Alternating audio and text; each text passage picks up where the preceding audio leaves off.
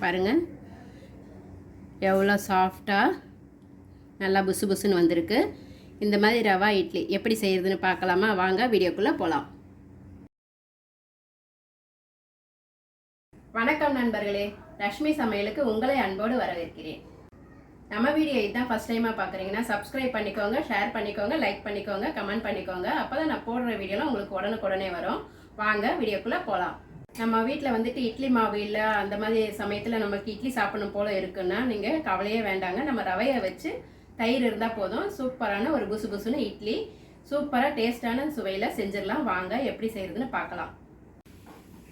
Stove பற்ற வச்சுக்கிட்டேங்க. நான் வந்து ஒரு பேன் போட்டிருக்கேன். கொஞ்சமாக ஆயில் ஊற்றிக்கிறேன். இதில் கொஞ்சமாக கடுகு போட்டுக்கிறேன். கடுகு வெடித்து முடிச்சதும் இதில் வந்து கொஞ்சம் கடலைப்பருப்பு உளுத்தம்பருப்பு போட்டுக்கிறேங்க. நான் வந்து 1 டீஸ்பூன் கடலைப்பருப்பு, 1 டீஸ்பூன் உளுத்தம்பருப்பு போட்டுருக்கேன். நான் வந்து கொஞ்சம் கருவேப்பிலை போட்டுக்கிறேன். நான் வந்து ஒரு துண்டு இஞ்சி, ஒரு பச்சை மிளகாய் பொடியாக கட் பண்ணியிருக்கேங்க, அதையே சேர்த்துக்கிறேன். ஒரு வெங்காயம் இந்த மாதிரி பொடிசாக கட் பண்ணதை அதையே போட்டுக்கிறேன்.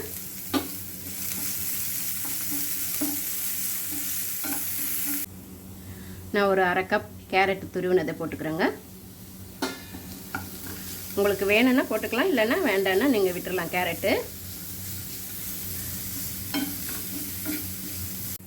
நான் வந்து இதுலேயே 1 கப் ரவா போட்டுக்கிறேங்க. இதை போட்டு நல்லா நம்ம கொஞ்சம் கலந்து விட்டுக்கலாம். ஒரு 2-3 நிமிஷம் நல்லா வறுத்துக்கலாங்க. இதை நம்மளுக்கு ஒரு 3 நிமிஷம் ஆயிடுச்சுங்க. பாருங்கள் நல்லா வறுபட்டுருச்சு. அவ்வளோதான். நம்ம இதை ஸ்டவ் ஆஃப் பண்ணிவிட்டு வேறு ஒரு பவுலில் மாற்றிக்கலாம். இப்போ வந்து இதை இந்த பவுலில் மாற்றிக்கிறேன் நான். இப்போ இதில் வந்து நான் 1 கப்பு தயிர் போட்டுக்கிறேங்க, கெட்டி தயிர். நான் இதில் தான் 1 கப்பு ரவை எடுத்தேன், அதுலேயே 1 கப்பு தயிர் ஊற்றிக்கிறேன். அதுலேயே ஒரு 1/2 கப் தண்ணி ஊற்றிக்கிறேங்க. ரொம்ப தண்ணி ஊற்ற வேண்டாம், நம்ம பார்த்துக்கிட்டு ஊற்றலாம். இதுக்கு தேவையான அளவு சால்ட்டு போட்டுக்கலாம். பாருங்கள் கொஞ்சம் கெட்டியாக இருக்கிறதால இன்னும் கொஞ்சம் நான் தண்ணி ஊற்றிக்கிறேன். இன்னும் ஒரு 1/2 கப்பு கொஞ்சமாக ஊற்றிக்கிறேன், பார்த்துக்கிட்டு ஊற்றிக்கலாம்.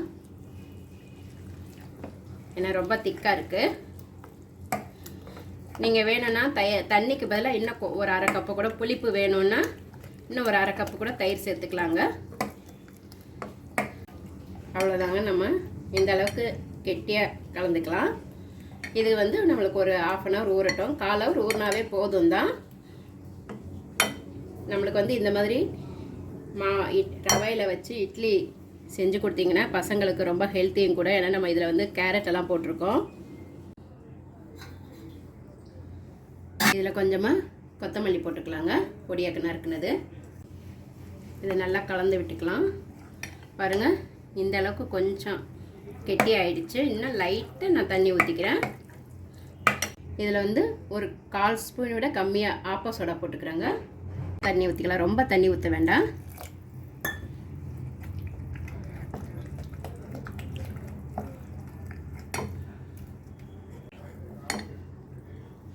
நம்மளுக்கு இந்த அளவுக்கு இருந்தால் போதும் மாவு, ரொம்ப தண்ணியாக இருக்கக்கூடாது.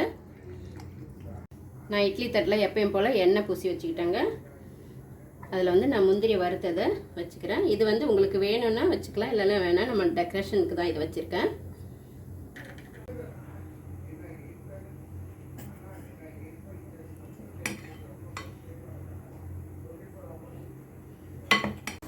இட்லி பாத்திரத்தில் நான் கொஞ்சம் தண்ணி ஊற்றி இந்த மாதிரி சூடாயிடுச்சு. சூடான உடனே நம்ம இதை எடுத்து வச்சுக்கலாம்.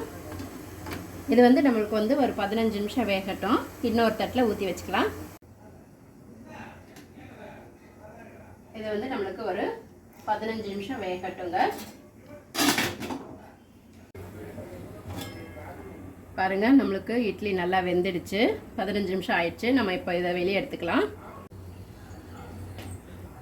இது வந்து கரெக்டாக 15 நிமிஷம் விட்டாவே வெந்துடுங்க. ஆனால் நம்மளுக்கு சந்தேகமாக இருக்குது, மாவாக இருக்கான்னு பார்க்கணுன்னா இந்த மாதிரி ஒரு நைஃபை தண்ணி தொட்டுக்கோங்க. பாருங்கள் ஒட்டவே இல்லை. அப்போ நம்மளுக்கு இதில் மாவு மாதிரி ஒட்டி இருந்தால் தான் உங்களுக்கு வேகலைன்னு அர்த்தம். இப்போ இது நல்லா வெந்துடுச்சு. நம்ம ஸ்டவ் ஆஃப் பண்ணிக்கலாம். அவ்வளோதாங்க, நம்மளுக்கு சூப்பரான ரவா இட்லி ரெடி ஆயிடுச்சு. நம்மளுக்கு சூப்பரான நல்லா சாஃப்டாக இருக்குது பாருங்கள், இட்லி ரெடி ஆயிடுச்சு. நான் வந்து இதுக்கு தொட்டுக்க தேங்காய் சட்னி, தக்காளி சட்னி பண்ணியிருக்கேங்க. அவ்வளோதாங்க, நம்மளுக்கு சூப்பரான ரவா இட்லி ரெடிங்க. நீங்களும் உங்கள் வீட்டில் ட்ரை பண்ணி பாருங்கள். எப்படி இருந்ததுன்னு கமெண்ட்டில் சொல்லுங்கள். இது எப்படி சாஃப்டாக இருக்குன்னு பார்க்கலாம். இந்த மாதிரி நம்மளுக்கு டிஃப்ரெண்ட்டாக செஞ்சு கொடுத்தீங்கன்னா சூப்பராக விரும்பி சாப்பிடுவாங்கங்க. ஏன்னா இதில் வந்து நம்மளுக்கு கேரட்டு எல்லாமே இருக்கிறதால ரொம்ப டேஸ்ட்டாகவும் இருக்கும். பாருங்கள், உள்ளே நல்லா புசு புசுன்னு இருக்குது, சாஃப்டாகவும் இருக்குது, நல்லா பஞ்சு போல் வந்திருக்கு. கண்டிப்பாக நீங்களும் உங்கள் வீட்டில் ட்ரை பண்ணி பார்த்துட்டு எப்படி இருந்ததுன்னு சொல்லுங்கள். அடுத்த வீடியோவில் வேறு ஒரு டிஷ்ஷோடு சந்திக்கிறேன். நன்றி, வணக்கம்.